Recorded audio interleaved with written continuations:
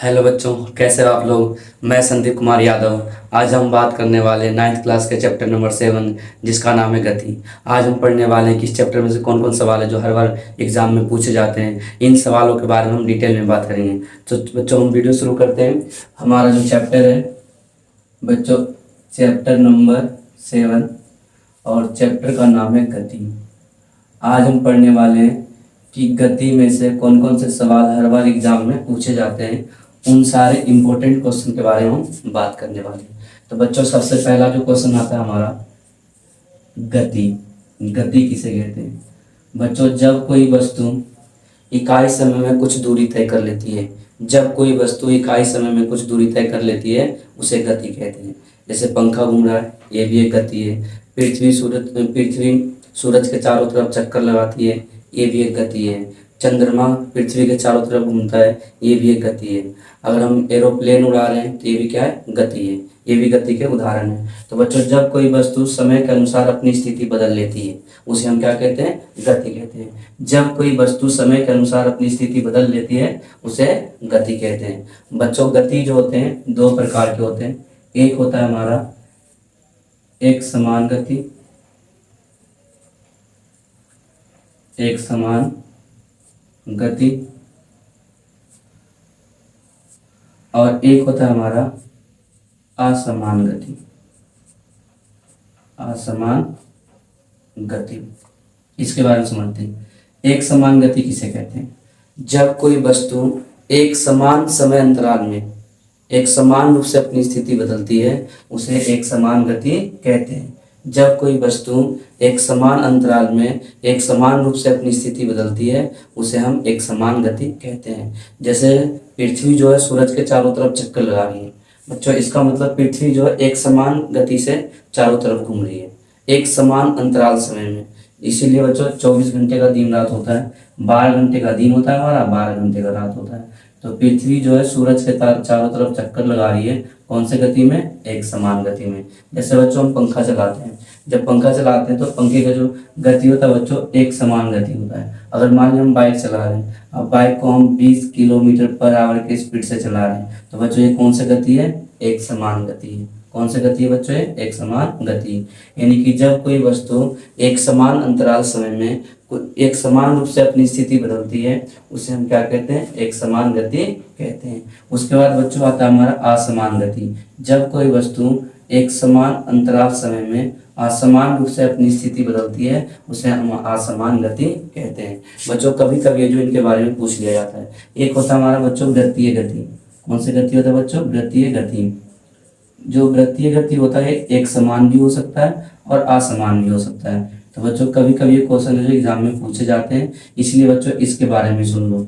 मतलब जो वस्तु गोल घूमती है, जो चारों तरफ वृत्ताकार में चक्कर लगाती है, उसे हम क्या कहते हैं? वृत्तीय गति कहते हैं। जैसे पंखा चारों तरफ घूमता है बच्चों, ये क्या हो गया? हमारा वृत्तीय गति हो गया। जितने भी टायर होते हैं वो सारे के सारे गोल घूमते हैं, एक वृत्तीय वृत्ताकार में चक्कर लगाते हैं, उसे हम क्या कहेंगे? वृत्तीय गति कहेंगे। सूरज जो है, सॉरी, जो पृथ्वी है सूरज के चारों तरफ चक्कर लगाती है, ये भी क्या हो गया बच्चों? वृत्तीय गति हो गया। चंद्रमा जो है पृथ्वी के चारों तरफ चक्कर लगाता है, ये भी क्या हो गया हमारे बच्चों? वृत्तीय गति हो गया। यानी कि जो वृत्ताकार में घूमती है उसे हम क्या कहते हैं बच्चों? वृत्तीय गति कहते हैं। अब वृत्तीय गति एक समान भी हो सकता है बच्चों और असमान भी हो सकता है। ठीक है बच्चों। उसके बाद बच्चों हमारा अगला क्वेश्चन आता है जिसका नाम है दूरी।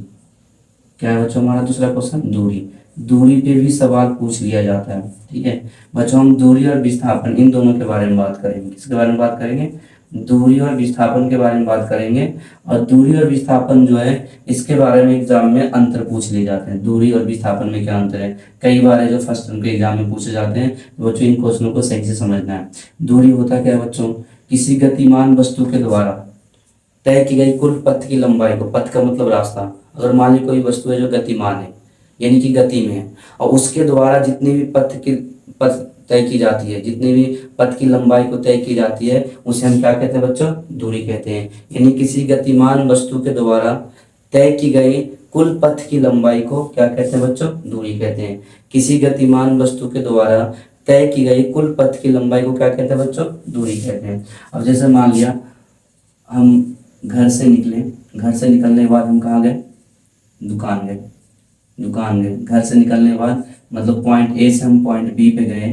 पॉइंट ए और बी के जो बीच की दूरी है बच्चों 50 मीटर है। हम पॉइंट ए से बी पे गए और बी से दोबारा ए पे आ गए, तो बच्चों हम 50 गए और 50 आ गए, तो कुल दूरी हमने कितना तय कर लिया बच्चों? 100 मीटर की दूरी तय कर लिया। यानी कि दूरी जो होता है बच्चों कभी शून्य नहीं होता, जो दूरी जो होता है हमेशा धनात्मक होता है, यानी कि पॉजिटिव होता है। दूरी कभी शून्य नहीं हो सकता बच्चों। दूरी का दूसरा पॉइंट याद रखना है, दूरी जो होता है हमेशा बच्चों एक अदिश राशि होता है। दूरी कौन सा राशि है बच्चों? अदिश राशि है। और दूरी को अदिश राशि इसलिए कहा गया है क्योंकि ये दिशा पे निर्भर नहीं करता। जो दिशा पर निर्भर नहीं करता है उसे हम अदिश राशि कहते हैं। तो बच्चों दूरी भी क्या हो गया हमारा? अदिश राशि हो गया। उसके बाद बच्चों अगर मान लिया एक वृत्ताकार है, हमने एक सर्कल लिया और बच्चों इस सर्कल में से हमने क्या किया, पॉइंट ए से पूरे सर्कल में राउंड किया, पूरे सर्कल में चक्कर लगाया, तो बच्चों ये बताओ कितनी दूरी हमने कवर कर लिया? इसमें हमने कितनी दूरी कवर कर लिया? तो बच्चों अगर इस तरीके के सवाल आ जाए, बच्चों ध्यान रखना इस लाइन की लंबाई को हम परिधि कहते हैं। इस लाइन की लंबाई क्या कहते हैं बच्चों? परिधि कहते हैं। और वृत्त की परिधि क्या होता है बच्चों? 2πr होता है। कितना होता है बच्चों? 2πr। यानी कि हमने कुल कितनी दूरी तय कर लिया? 2πr। अगर मान लिया r दिया हुआ है, अगर बच्चों r दिया रहेगा तो क्या करना है? r का वैल्यू रखना है। जैसे मान लिया r 7 दिया हुआ है, हम क्या करेंगे? पाई का मान 22/7 होता है। पाई का मान कितना होता है बच्चों? 22/7। और इंटू में r हमारा दिया हुआ 7, तो बच्चों 7 से 7 क्या होगा? कट जाएगा। क्या बचेगा हमारा? 22×2 44 मीटर आ गया। कितना आ गया बच्चों? 44 मीटर। अगर r दिया रहेगा तो r के वैल्यू रख के हम सॉल्व कर देंगे। अगर r नहीं दिया रहेगा और तुमसे कह रहा है कोई वस्तु जो सर्कल में घूम रही है, तो ये बताओ एक चक्कर लगाने के बाद कितनी दूरी तय करेगी वस्तु? तो क्या करना है बच्चों? 2πr। क्या लगा देना हमारा? 2πr। क्योंकि इस लाइन की लंबाई को हम क्या कहते हैं बच्चों? परिधि कहते हैं। और परिधि का फॉर्मूला क्या होता है? 2πr होता है। यानी कि इस तरीके से हम दूरी निकाल सकते हैं। बच्चों दूरी समझ में आ गया। उसके बाद हम बात करते हैं विस्थापन के बारे में। विस्थापन क्या होता है? प्रारंभिक बिंदु जहां से हमने चलना शुरू किया था और अंतिम बिंदु जहां से हम जाकर रुक जाते हैं, जहां पर हम जाकर रुक जाते हैं, तो बच्चों प्रारंभिक बिंदु और अंतिम बिंदु के बीच की दूरी को विस्थापन कहते हैं। यानी प्रारंभिक बिंदु जहां से हमने चलना शुरू किया, जैसे मान लिया हमने घर से चलना शुरू किया और दुकान पर जाकर रुक जाते हैं, तो हमारा प्रारंभिक बिंदु क्या हो गया? घर हो गया। अगर हम दुकान पर जाकर रुक रहे हैं बच्चों, तो हमारा क्या हो जाएगा? अंतिम बिंदु हो जाएगा। यानी कि प्रारंभिक बिंदु और अंतिम बिंदु के बीच की दूरी को क्या कहते हैं बच्चों? विस्थापन कहते हैं। प्रारंभिक बिंदु और अंतिम बिंदु के बीच की दूरी को विस्थापन कहते हैं। बीच में बंदा कहाँ कहाँ घूमा उससे हमें मतलब नहीं है, हमें सिर्फ दो बिंदु पे ध्यान देना है, प्रारंभिक बिंदु और अंतिम बिंदु। इन दोनों के बीच की दूरी को हम क्या कहेंगे बच्चों? विस्थापन कहेंगे। बच्चों फॉर एग्जाम्पल जैसे मान लिया हम घर से निकले और घर से निकलने के बाद हम दुकान पर गए। दुकान पे जाने के बाद हमने क्या किया बच्चों? घर और दुकान के बीच की जो दूरी है बच्चों 100 मीटर की दूरी है।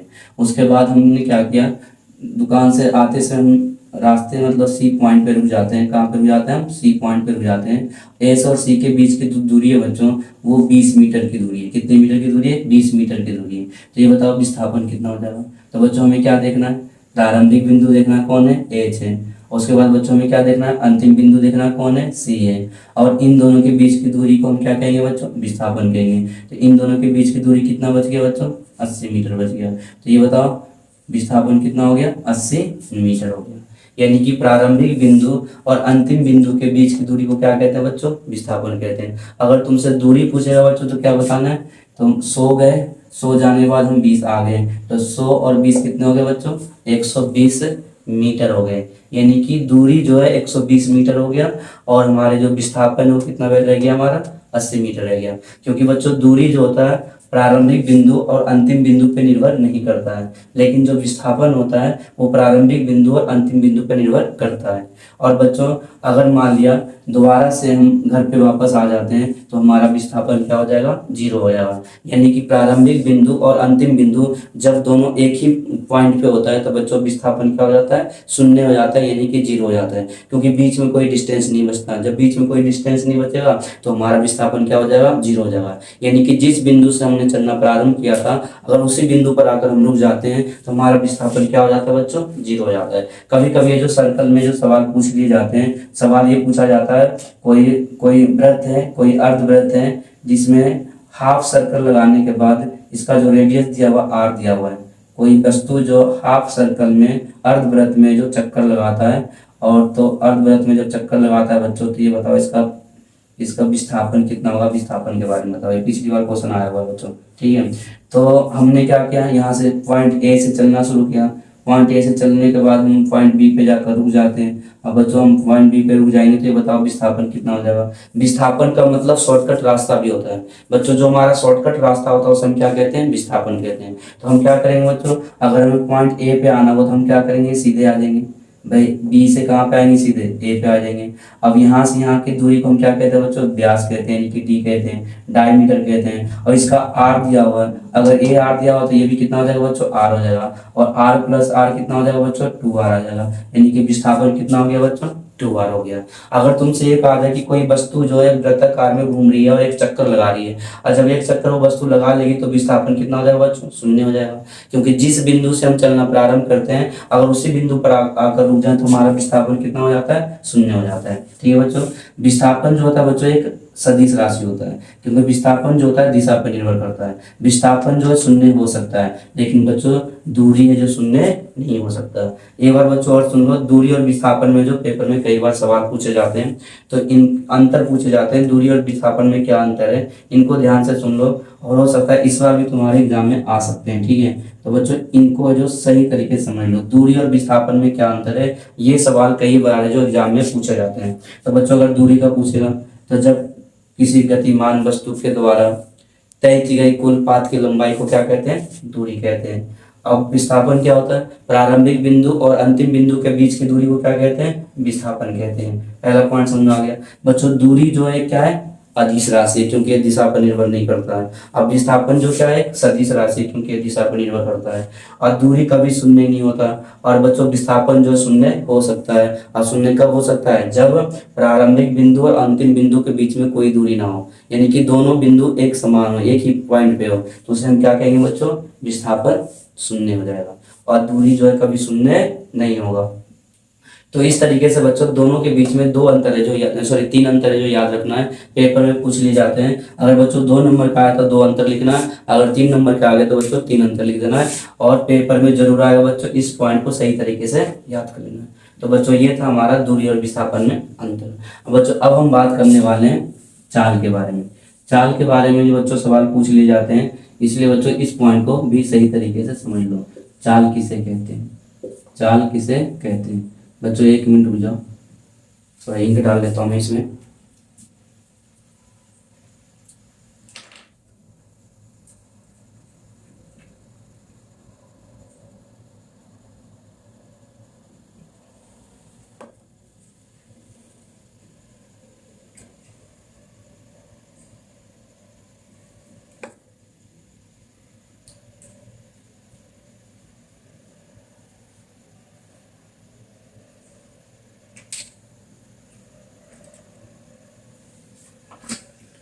हाँ बच्चों, तो हम बात कर रहे थे चाल के बारे में। किसके बारे में बात कर रहे हैं बच्चों, चाल के बारे में बात कर रहे हैं। और चाल से ही सिमिलर होता है बच्चों वेग। इन दोनों के बारे में एक साथ बात करते हैं।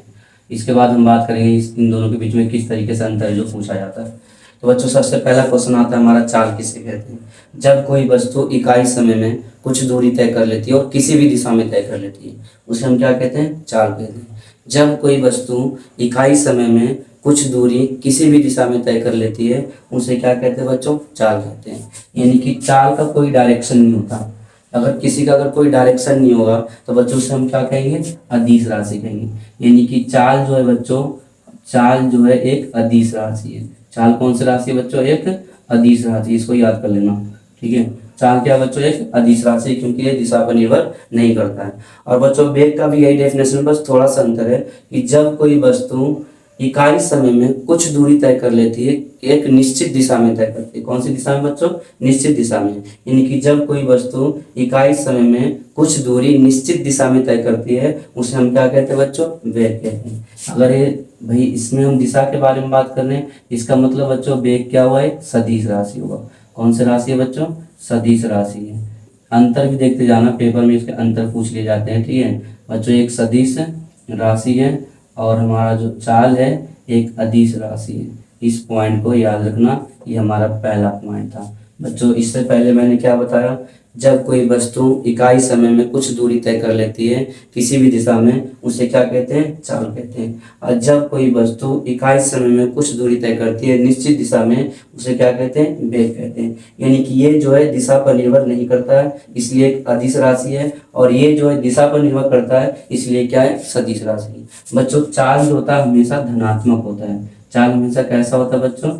धनात्मक होता है। चाल हमेशा पॉजिटिव होगा, यानी कि धनात्मक होगा। और बच्चों जो वेग होता है वो धनात्मक भी हो सकता है, ध्यान रखना बच्चों, धनात्मक भी हो सकता है और ऋणात्मक भी हो सकता है और शून्य भी हो सकता है। यानी कि जो हमारा वेग है वो तीनों हो सकता है, धनात्मक, ऋणात्मक और शून्य। और बच्चों वेग किस तरीके से धनात्मक, ऋणात्मक और शून्य होता है, इसके बारे में हम बात करते हैं। बच्चों मान लिया कोई वस्तु जिसका इनिशियल वेलोसिटी, प्रारंभिक वेग जो है वो 10 किलोमीटर पर आवर है। बच्चों 10 किलोमीटर पर आवर का मतलब होता है 1 घंटे में 10 किलोमीटर दूरी तय कर लेना। 1 घंटे में 10 किलोमीटर दूरी तय कर लेना। 10 किलोमीटर पर आवर का मतलब होता है 1 घंटे में 10 किलोमीटर दूरी तय कर लेना। ठीक है बच्चों। अगर मान लिया इसका अंतिम वेग जो है वो 20 किलोमीटर पर आवर है, 20 किलोमीटर है जो पर आवर है, तो यहाँ पे जो हमारा वेलोसिटी होगा धनात्मक होगा कि ऋणात्मक होगा, इसके बारे में जानते हैं। तो बच्चों सबसे पहले हम निकालेंगे इसमें चेंज कितना आया। तो भाई इनिशियल वेलोसिटी 10 दिया हुआ है, यानी कि प्रारंभिक वेग हमारा 10 दिया हुआ है और अंतिम वेग हमारा 20 दिया हुआ है। तो हम क्या करेंगे बच्चों, चेंज निकालने के लिए हम फाइनल में से मतलब अंतिम वेग में से प्रारंभिक वेग को माइनस कर देंगे। तो अंतिम हमारा कितना दिया हुआ है? 20 दिया हुआ है। प्रारंभिक कितना दिया हुआ है? 10 दिया हुआ है। यानी कि हमारा क्या आ गया? 10 किलोमीटर पर आवर। बच्चों ये जो हमारा किस में आया? पॉजिटिव आया, यानी प्लस में आया, ये धनात्मक वेग होगा। कौन सा वेग होगा बच्चों? धनात्मक वेग होगा। अगर मान लिया हमारा जो इनिशियल वेलोसिटी यानी कि जो प्रारंभिक वेग है वो हमारा 15 किलोमीटर पर आवर है, और बच्चों हमारा जो अंतिम वेग है वो हमारा 10 किलोमीटर पर आवर है, और इसमें हम निकालेंगे चेंज। बच्चों जब इसमें हम चेंज निकालेंगे तो देखते हैं क्या किस में आता है, धनात्मक में आता है कि ऋणात्मक में आता है। बच्चों जब हम चेंज निकालेंगे तो अंतिम में से प्रारंभिक को माइनस कर देंगे, तो बच्चों हमारा क्या आ जाएगा? 5 किलोमीटर पर आवर। माइनस के 5 किलोमीटर पर आवर, मतलब ये कौन सा वेग हो गया? ऋणात्मक वेग हो गया। कौन सा वेग हो गया बच्चों? ऋणात्मक वेग हो गया। अगर शून्य का निकालना हो, अगर मान लिया प्रारंभिक वेग भी 15 किलोमीटर पर आवर है और अंतिम वेग भी 15 किलोमीटर पर आवर है, तो बच्चों जब इसके बीच में हम चेंज निकालेंगे तो हमारा क्या आ जाएगा? शून्य आ जाएगा। तो यहाँ वेग हमारा क्या हो गया? शून्य हो गया। यानी कि जब प्रारंभिक वेग अंतिम वेग से कम रहेगा, जब प्रारंभिक वेग अंतिम वेग से कम रहेगा तो हमेशा धनात्मक वेग होगा। कौन सा वेग होगा? धनात्मक वेग होगा। अगर प्रारंभिक वेग अंतिम वेग से ज़्यादा रहेगा तो हमेशा ऋणात्मक वेग होगा। अगर मान लिया दोनों बराबर है तो क्या हो जाएगा बच्चों? शून्य हो जाएगा। तो इस तरीके से बच्चों चाल और वेग के बीच में भी अंतर पूछ लिए जाते हैं। हर बार है जो एग्जाम में पूछा जाता है। इस क्वेश्चन को बच्चों सही तरीके से दिमाग में रख लेना है। एक बार और मैं इसको रिपीट करवाता हूँ ताकि सही से याद आ जाए। बच्चों क्वेश्चन पूछेगा चाल और वेग में 3 अंतर बताओ। 3 नंबर का आएगा तो 3 पॉइंट लिखना है, अगर 2 नंबर का आए तो 2 पॉइंट लिखना है। तो बच्चों सबसे पहला पॉइंट हमारा चाल किसे कहते हैं?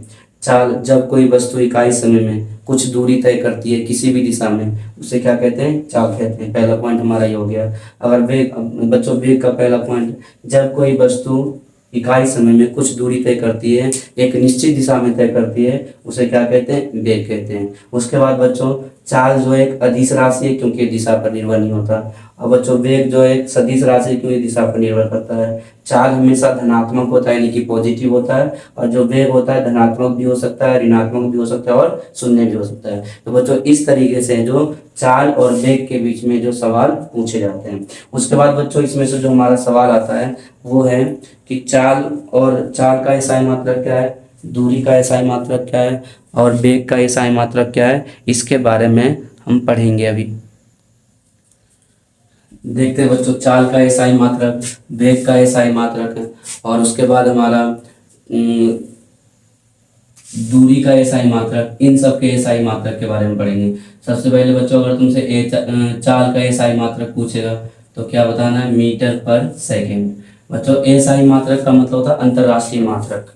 अंतर्राष्ट्रीय मात्रक का मतलब एक ऐसा यूनिट है जिसका प्रयोग पूरी दुनिया में करते हैं, पूरी दुनिया के लोग करते हैं, इसे हम क्या कहते हैं, एसआई मात्रक कहते हैं। एक नंबर का सवाल जो पूछ लिया जाता है कि चाल का एसआई मात्रक क्या है, तो क्या बताना बच्चों, मीटर पर सेकेंड है। अगर तुमसे ये पूछ लिया जाए वेग का एसआई मात्रक क्या है, तो क्या बताना बच्चों, मीटर पर सेकेंड। दोनों का एसआई मात्रक सेम है। अगर पूछ लिया जाए दूरी का एसआई मात्रक क्या है, तो बच्चों दूरी को हम किससे नापेंगे, मीटर से नापेंगे।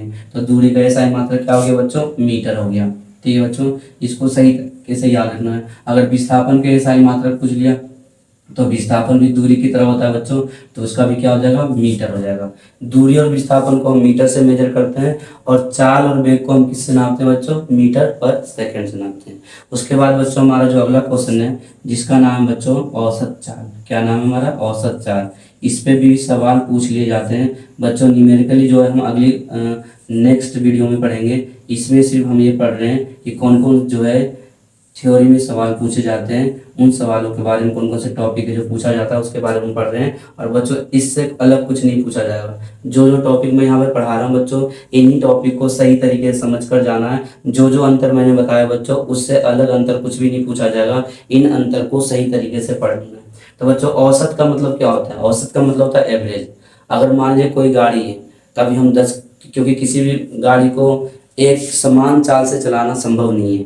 कभी हम 10 की स्पीड से चलाते हैं, कभी हम 12 की स्पीड से चलाते हैं, कभी हम 50 की स्पीड से चलाते हैं। तो बच्चों ऐसे कंडीशन में हम क्या करते हैं, औसत निकालते हैं। और औसत निकालने के लिए क्या करते हैं, कुल दूरी को कुल समय से डिवाइड कर देते हैं। अगर मान लें कोई गाड़ी 2 सेकेंड में 5 मीटर की दूरी तय करती है, उसके बाद अगले 3 सेकेंड में 7 मीटर की दूरी तय करती है, तो ऐसे कंडीशन में क्या निकालना पड़ेगा, औसत चाल निकालना पड़ेगा। ये बताओ औसत चाल में कुल दूरी कितनी है, 6 5 12, ठीक है। कुल समय कितना है, 3 2 5, यानी कि हम इसे डिवाइड करेंगे बच्चों, तो 5 दूनी 10, कितना बच गया हमारा, 2 5 24, यानी कि कितना आ गया हमारा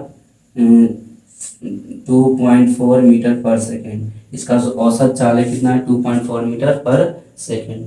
तो बच्चों औसत चाल इसलिए निकाला जाता है ताकि हमें पता चले कि गाड़ी की चाल कितनी है, 1 मिनट में या 1 सेकेंड में या 1 घंटे में कितनी दूरी है जो गाड़ी चल रही है, कितनी दूरी तय कर पा रही है। इसके लिए हम क्या निकालते हैं बच्चों, औसत चाल निकालते हैं। तो औसत चाल पे भी सवाल पूछ लिए जाते हैं, जो कि हम नेक्स्ट वीडियो में पढ़ने वाले हैं। इस वीडियो में सिर्फ हम पढ़ रहे हैं कि कौन कौन से जो थ्योरी में से कौन कौन से सवाल जो पूछे जाते हैं, इनके बारे में हम इस वीडियो में पढ़ रहे हैं बच्चों। जो जो मैं यहाँ पे क्वेश्चन लिखवा रहा हूँ बच्चों, इससे अलग कोई दूसरा क्वेश्चन नहीं पूछा जाएगा। कभी कभी औसत चाल पे जो डेफिनेशन पूछ लिए जाते हैं, इसमें सवाल भी पूछ लिए जाते हैं, इनके बारे में हम आगे पढ़ेंगे। तो बच्चों अगला जो लास्ट क्वेश्चन है हमारा, ये भी कई बार जो पूछ लिया जाता है, त्वरण। त्वरण क्या होता है, त्वरण किसे कहते हैं, 1 नंबर का डेफिनेशन है, इसको बच्चों सही तरीके से याद कर लेना। तो वेग में परिवर्तन के दर को त्वरण कहते हैं। छोटा सा डेफिनेशन है बच्चों, वेग में परिवर्तन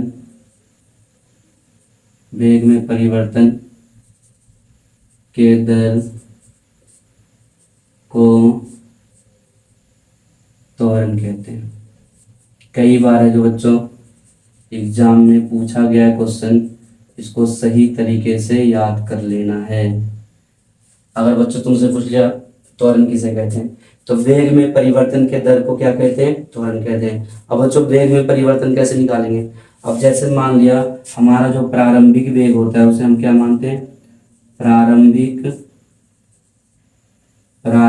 वेग को u से दर्शाते हैं, और अंतिम वेग को v से दर्शाते हैं। बच्चों अगर हमें परिवर्तन निकालना, तो हम परिवर्तन कैसे निकालेंगे, प्रारंभिक में अंतिम में से प्रारंभिक को क्या करेंगे, माइनस कर देंगे। जैसे मान लीजिए कोई लड़का है, उस लड़के का जो वजन है 5 साल पहले 20 किलोग्राम का था, और आज उसका वजन जो है 30 किलोग्राम है।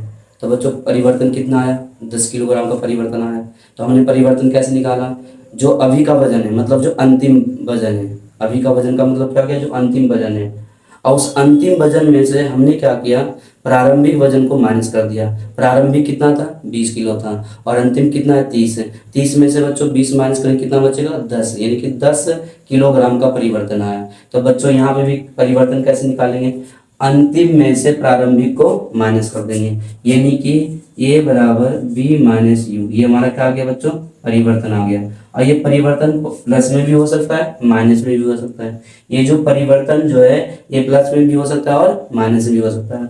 और यहाँ पे कह रहा है दर, बच्चों कभी भी अगर दर पूछ लिया जाए, रेट कहा जाए, रेट का मतलब दर, कभी भी दर कहा जाए तो बट्टे में लिख देना समय। बटे में क्या लिखना है बच्चों, समय लिखना है। तो इस तरीके से हमारा जो फॉर्मूला बन गया ए बराबर बी माइनस यू अपॉन में टी, ये किसका फॉर्मूला बन गया बच्चों, त्वरण का फॉर्मूला बन गया।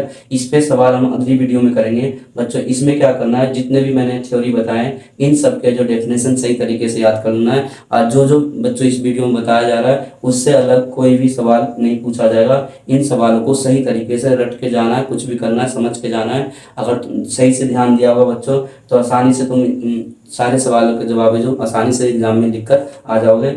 इसलिए बच्चों इस वीडियो को कई बार रिमाइंड करके देखना है ताकि जो सवाल है जो रटना ना पड़े और आसानी से दिमाग में आ जाए।